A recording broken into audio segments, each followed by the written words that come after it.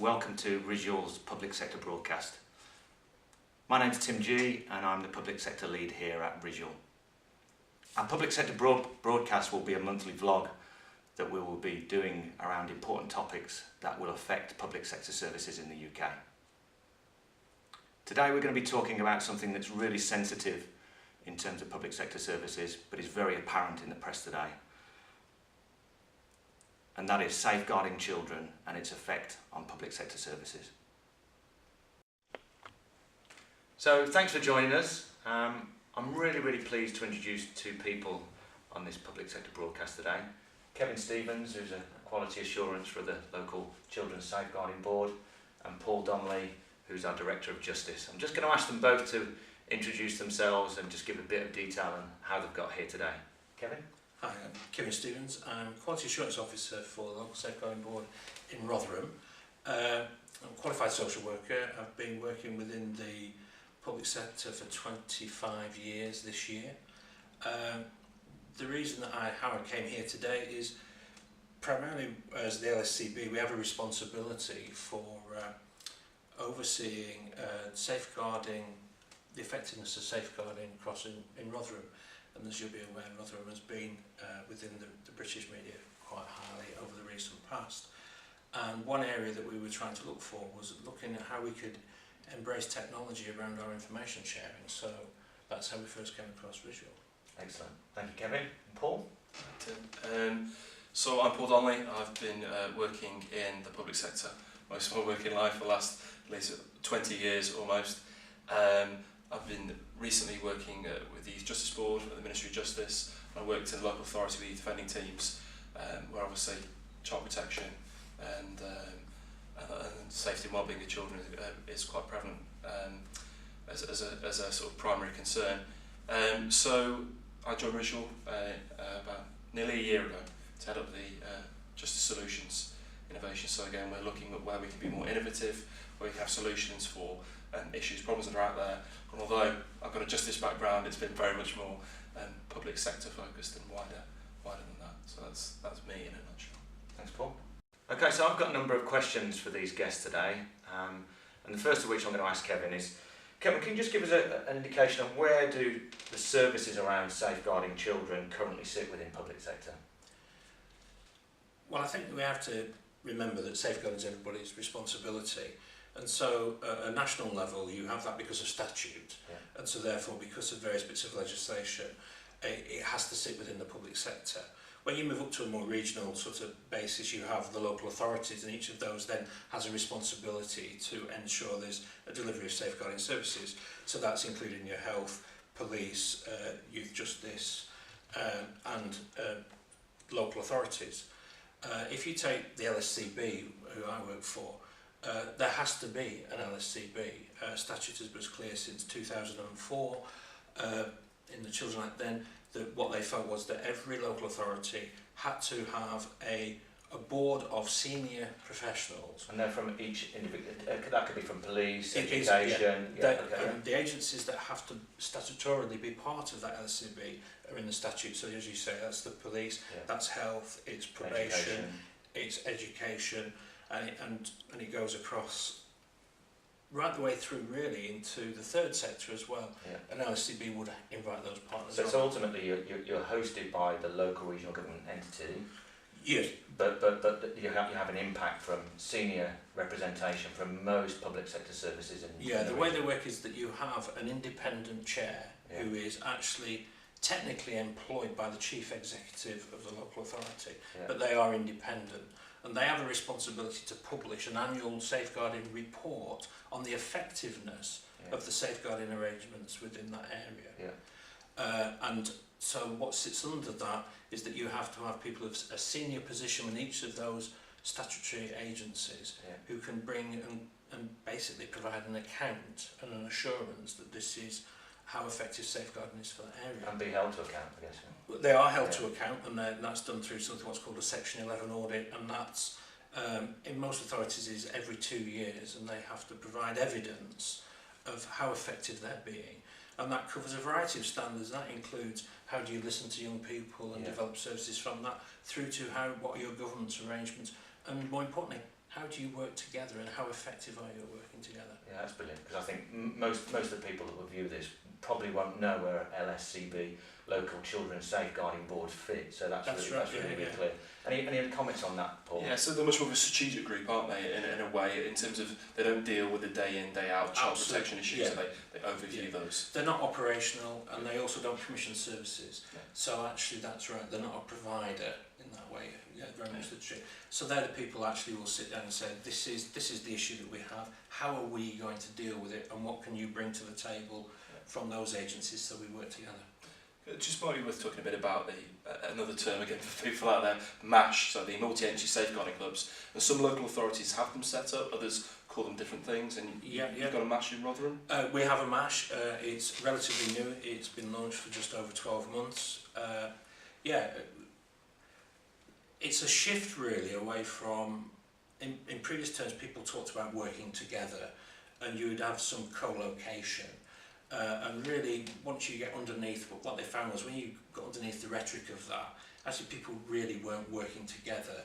What they were doing, it was handy because I was next to you and I could speak to you as opposed to ring you. But in terms of what MASH is trying to do, MASH is really trying to bring that more together. I suppose is making it more about integration as opposed to just co-location.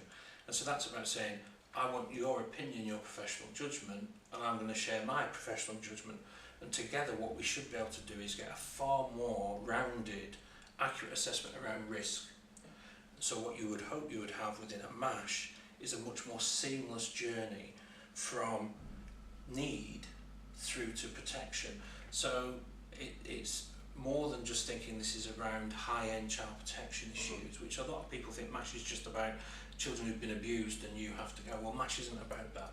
MASH really is about saying, how do you, in the region that you are, how do you effectively ensure that everybody's needs are pointed to a service, and that's what MASH is about. So it's not just an operational function, it's also looking at the preventative, the strategic. Because actually, if that's been part of the problem, hasn't it? Historically, part of the problem is everybody's worked in a little bit of a silo. It's like, I deal with this and you deal with that. And then people fall through the gaps. What you want with the MASH is you want to be able to say, whoever you are, whatever that need is or concern you have, you'll never be NFA'd, and that means, no further action. You'll always have a response. The response might be, oh, did you know if you went to that GP practice you could get that help, or if you went to that youth centre you'd get that support there, right the way through to sitting together having strategy discussions because children are being abused. So it's really about a more effective way of being integrated in terms of That's great. I think that really gives me some clarity on that, and great that you've got three-letter acronyms in LSCBs as we do in IT. So what are the typical challenges that are in the kind of day in the life of delivering these services, Kevin? Well, it's a good question, and it's one of those questions where your first response is to go, where are not the challenges? Yeah. I suppose the first thing is to put it into the context, because obviously of the period of austerity that we've been in, there's been a huge, unprecedented level of reduction in terms of funding across the piece, really. That's through third sector right the way through to local authorities. That brings challenges. Just in terms of numbers of people that you have around you in terms of service delivery. So the first challenge I suppose that brings is how are you more effective with less? And that makes you having to start to think about different ways of working. And I suppose if you could argue that there is a plus side of austerity, one of the plus side, and it's only a small plus I suppose, is that it's really made people realise that actually you've got to have connectivity. You can no longer sit there in your big local authority or your health sector thinking in silos. It's me and I only have to worry about how I deliver my bit. Actually, you no longer have that resource to do that in isolation. You become far more dependent on each other because of that. So actually the realisation that you have to have greater connectivity is a positive. And this is really true multidisciplinary team working here. It has to be in action. Absolutely. And I think that's the key to this, and that's hence why really the need to sort of embrace IT in a more positive way, as opposed to just seeing it in the old traditional ways of that it's your recording system and it's your management suite. It's actually how do you begin to use that to be more creative. And that can be around how do you bring decision making, so instead of decisions having to go all the way up a tree, how do you sort of impart decision at a lower level? So some authorities are choosing to allow social workers to make decision making at a lower level. And really what Ali Munro in the review, she talked about that, it's about professional decision making. And of course, when we're looking at around decision making, I guess we're also looking at about making use of information for insights for critical service needs, right? Yeah, I mean, one of the, if you look at serious case reviews of children, the common theme, one of the usual suspects that always comes up is about, it was a failure around communication, and we'll learn from that. And so actually it is that information sharing, and information sharing in real time. How do you do that, and how do you take that forward? Again, I think we do need to think about how our systems do that, and certainly the development of MASH and those sorts of things are assisting in that. The other thing is it's also about practice. It's about us looking at how do we make better practice. It's not necessarily always about individuals. It's about what is the model? What are the models that we use? So is this more about process or productivity, or both, a mixture of both? Or? I don't think it's necessary. I don't know if you can distill it down and say it's that or it's this. I think the key is that we have to look at how we historically have delivered and done things has to change, because we've reached the point where we know that isn't working anymore.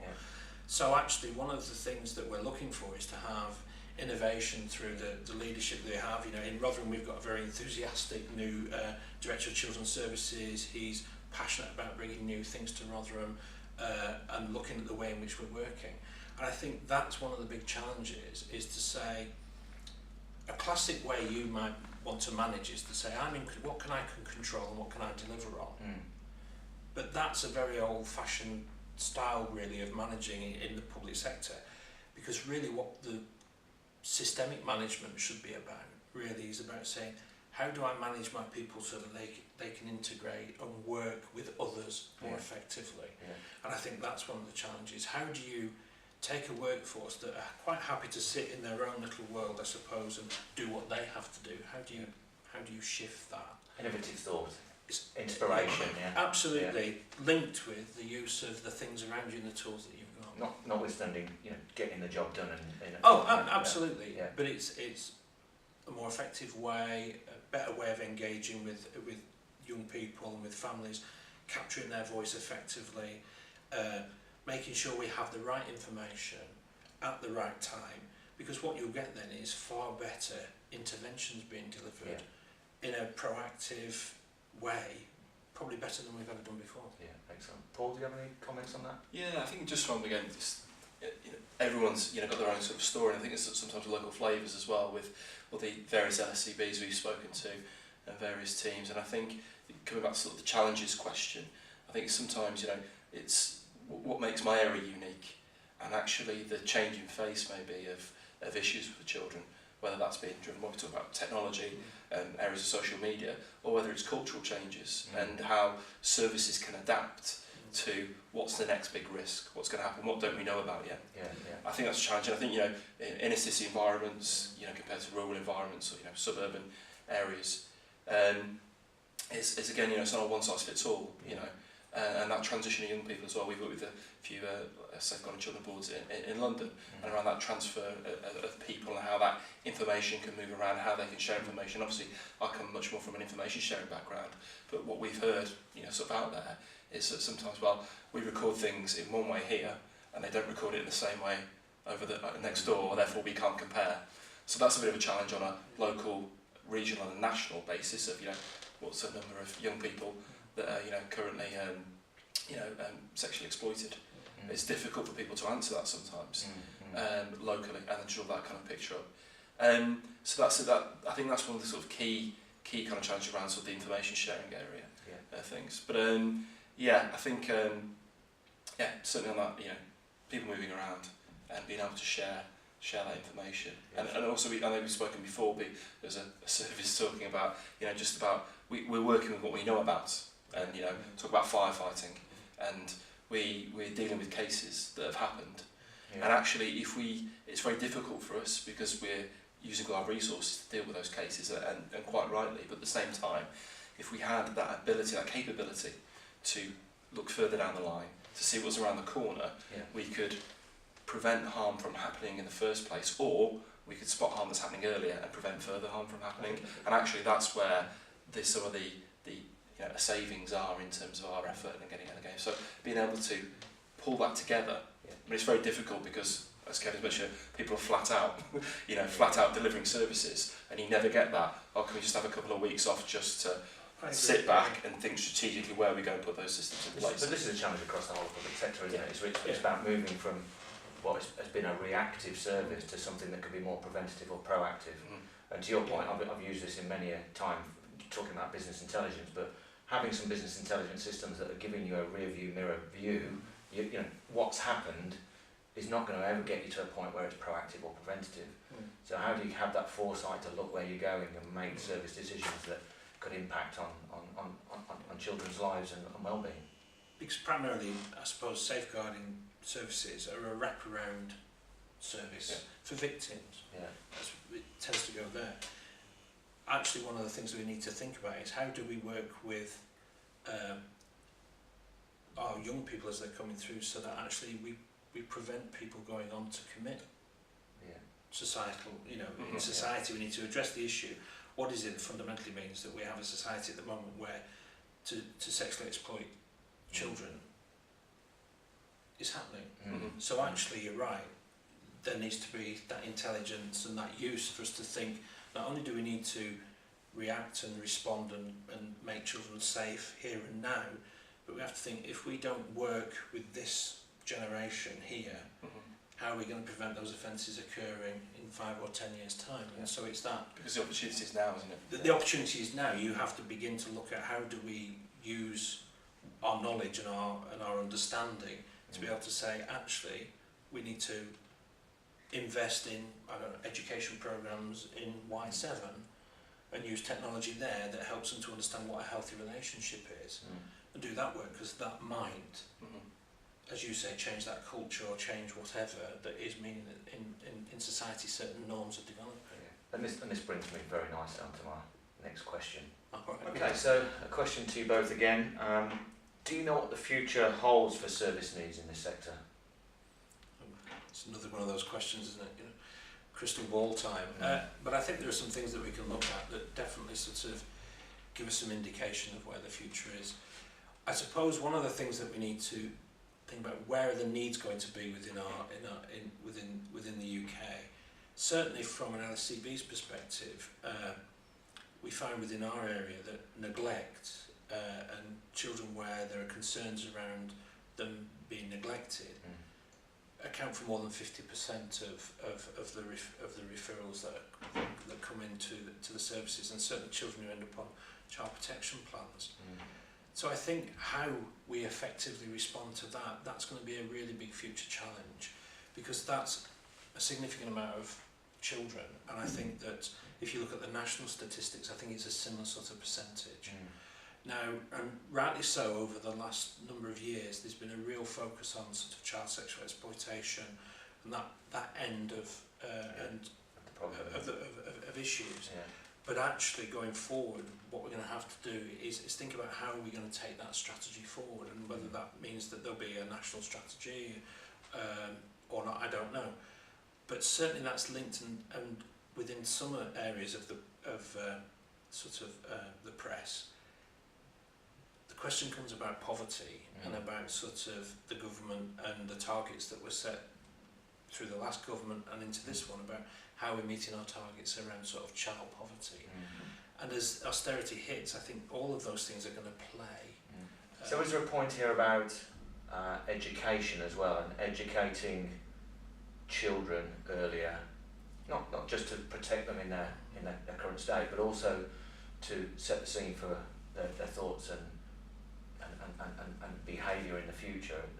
I think there's clearly one of the key drivers that we should be all aware of is the need to engage with young people, to hear what they have to say, and listening to the voice of children and the families, because that's when we'll really truly begin to understand what it is that they actually need, and what they think, and how what they think of why they may not be engaging in services, or why certain things are happening. So in terms of sort of being able to develop services that really truly meet need, and respond effectively, we have to get smarter at being able to engage with people.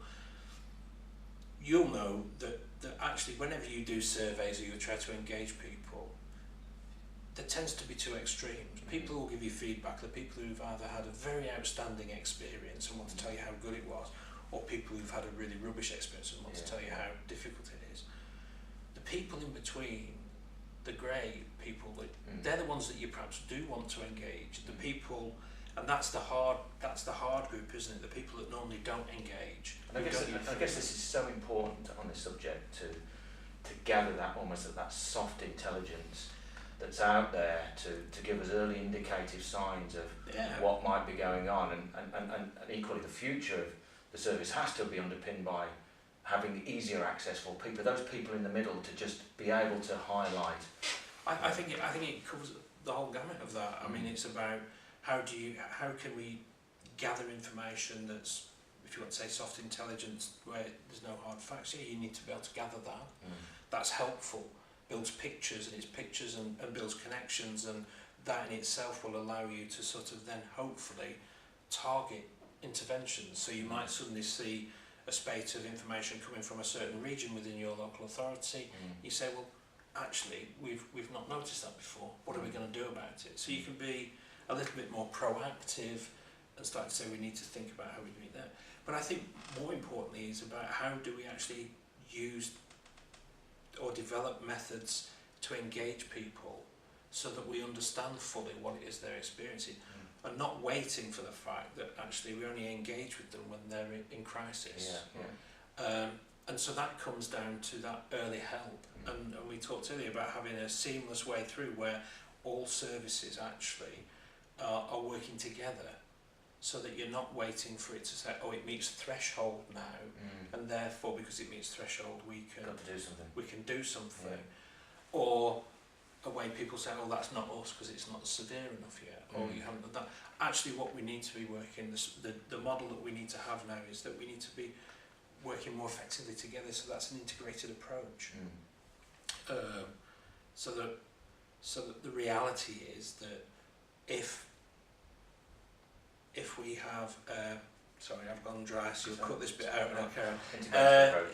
Integrated approach. So that will enable you to sort of say, actually, the best place to deliver this part of the service might be within the education arena, and it might be that you have some education program that's delivered to Y7s or Y8s about healthy relationships. That might be an approach that you take from the information you've gathered, because you've noticed that you've started to get a number of referrals through from teenage relationships where there's violence. What we haven't been good at is linking that together across agencies. You might have it within one agency, or you might have it over there, but actually in terms of that coming together, we've not been as effective. Paul, any comments on that? Yeah, I can just reinforce, I suppose, what Kevin's saying, in particular around, a lot of serious case reviews that come back. It's around that sharing that link of information. Everybody knew a piece and a bit of that information, and how we can, really sort of bring that to the fore. And you mentioned soft intelligence earlier, Tim, and that data, and how that could be better used. I know one of the things that we've spoken about before, and I think one of the facts out there is that the 400,000 children, young people who are abused each year, that I think in roughly a third of cases, people didn't report abuse because they felt that they needed to be certain that abuse was occurring, or they felt it wasn't their role, responsibility in their place. And I think I just wonder, does the education of the child, the young person, to help them, give them the life skills to avoid, prevent coming into harm, and there's also maybe even that kind of community or layperson education around spotting the signs something doesn't quite sit right there, who do I report that to and how? Because they might have a key bit of information that they think that's just a one-off. I'm not sure, quite about that. But if I know how to feed it into the right person in the right place, so I think there's a bit again about that education and awareness as well of people in the community. So that coming back to the very first point, it's everybody's responsibility essentially.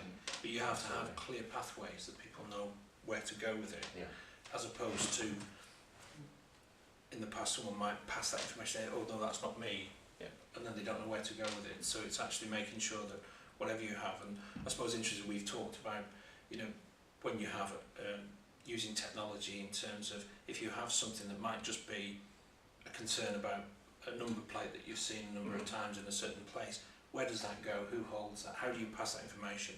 Because you rightly say that might be a piece of the jigsaw that makes sense of other information here. So finding a system that allows you to pull that together is really important. And you mentioned earlier, one of the other barriers we've got is that we don't have shared language. And there's not a common language. So if you talk about risk to a police officer and risk to a health worker, paediatrician, it's all different. And so that's the other aspect that we need to begin to do, is to try and look at how do you create a common language so that we are all talking about the same thing. And I suppose part of what the DFE campaign was about is about that. It's about saying, don't be frightened to get it wrong. If you see something, say something, as it were. And I think that's part of that general sort of openness, that conversation that we need to have about this is okay. It's okay to ring up and ask that question and report it.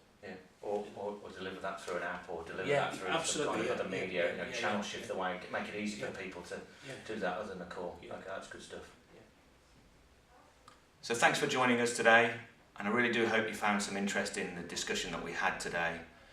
I would ask that you like, share and subscribe to this public sector broadcast vlog, and equally we'd love to hear from you on any of the links provided here, on any comments that you may make or would want us to do to make this better for you.